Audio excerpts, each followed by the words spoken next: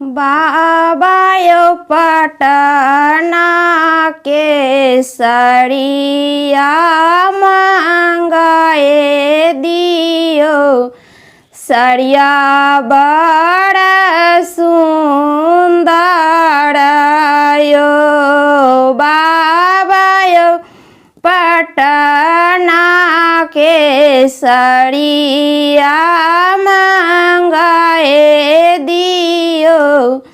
सड़िया बड़ा सुंदर यो पोती गे पटना के सड़िया महंगा भेलो मुहाबा मालिना भेलै गे।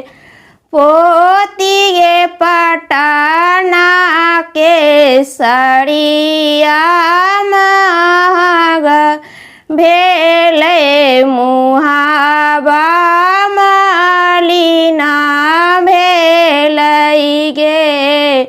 पापा यो पटना के चूड़िया मांगाए दियो।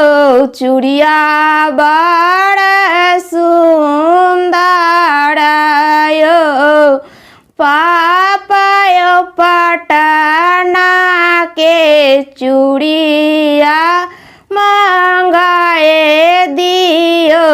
चूड़िया बड़ा सुंदर यो बेटी गे पटना के चूड़िया महंगा भेलै मुहाबा मालिना भेलै गे। बेटी गे पटना के चूड़िया महंगा भेलै मुहाबा मालिना भेलै गे। भैया यो पटना के टिकवा मांगाए दियो।